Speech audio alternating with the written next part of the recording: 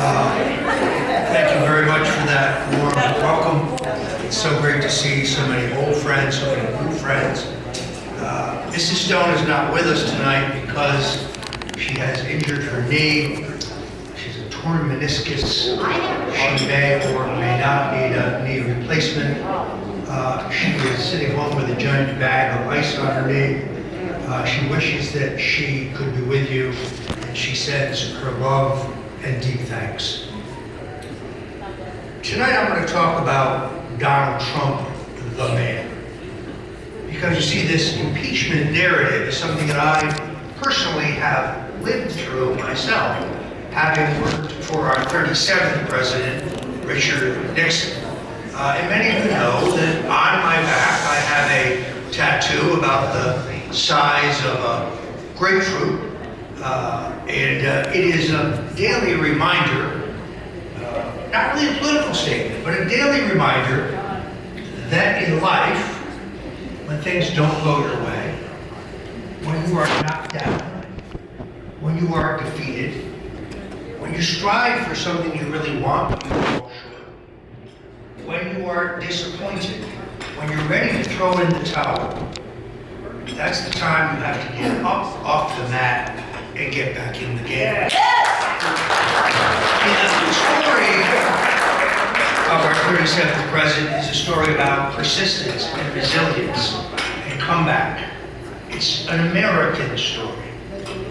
Now, the other day I saw a fake news headline that said that Donald Trump will resign the presidency rather than face impeachment. Not a chance.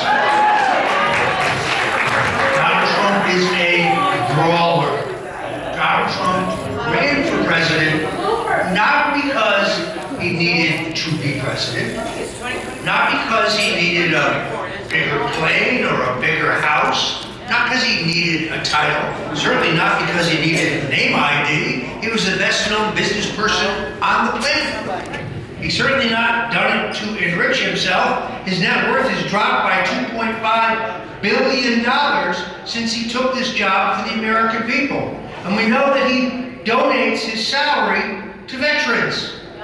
So why did he do this? Why does he take the tsunami of vituperation and hate and abuse and smear and lies against him and his family? Why? He does it for you. He does it for us. He does it because, as he told me many times, he doesn't like what's happening to this country, and he believed he was the only one not connected to the failed policies of the past, not beholden to either party. His nomination as the Republican is the hostile takeover of the country club Republican Party of the Bushes, who he ousted. And he's remaking the Republican Party in his own image as a party of opportunity and a party for working people. The party of prosperity. Who is it who is giving people a second chance? Let me remind you something. The 1994 crime bill, that's the bill that they call the Biden bill. That's the bill that mandated harsh, mandatory prison sentences for people caught with the first time nonviolent crime of possessions of small amounts of drugs. It is a policy that is an ignominious, racist, expensive failure. It has not solved the drug problem in this country, but it has ruined families, it has ruined lives, no one is being rehabilitated, and you, the taxpayers, are footing the bill for incarcerating people who are not violent criminals. Drug abuse, I'm not talking about drug dealers, drug abuse is a public health problem, not a criminal justice problem. Joe Biden gave you those policies. Joe Biden still defends those policies that have incarcerated literally hundreds of thousands of young, poor people and African Americans and Hispanics. And who is it that pushed and signed the legislation to give people caught in this horrific downdraft of criminal justice a second chance? It was President Donald Trump. Yes, that's the debate I want to have with Joe Biden.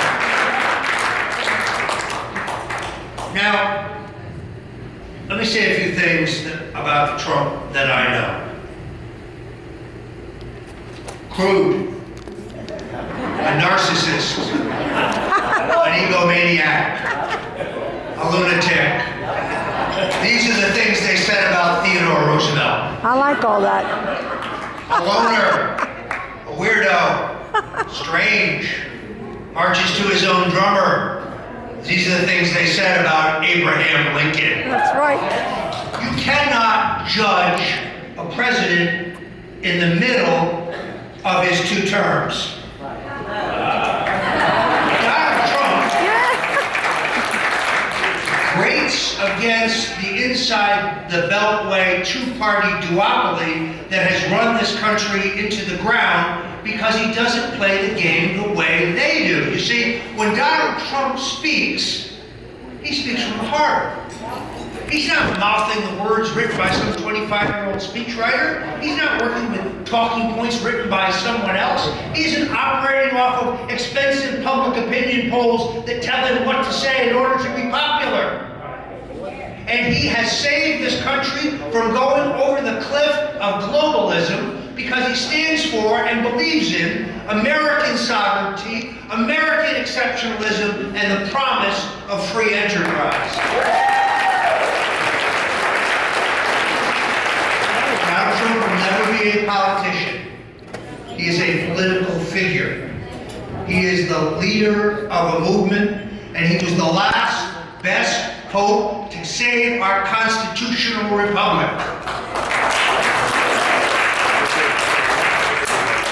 Now, I watched this impeachment drama. It took 2 years of incessant media beatdown on President Richard Nixon before the public level of his support was such that he could be impeached and successfully convicted in the Senate. And had he not resigned for the good of the country, the votes were clearly not there. He would not have survived a Senate trial. But that took 2 years at a time that we had only one media, the mainstream media. 3 networks, a handful of national newspapers, in those days a handful of national news magazines.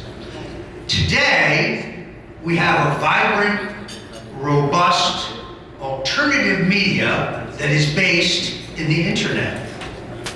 And it is the rise of that robust, vigorous alternative media that allowed for the election of President Donald Trump in 2016. So when they tried, some of the older folks here will get this, when they tried to do a Goldwater on him, oh, he's a lunatic, he's a Nazi, he's a warmonger, Trump had a platform to punch back and tell people who he really was. And it worked. And it scared the daylights of those in the high-tech, left tech sector who today want to put the toothpaste back in the tube through censorship of conservatives and libertarians and non-liberals and Trump supporters. This is not only a violation of the First Amendment, but it is a violation of our antitrust laws, a violation that involves monopolistic practices. Yes, we have to fight internet censorship. It is one of the keys to not only winning the fight over impeachment, but winning this president the second term he deserves.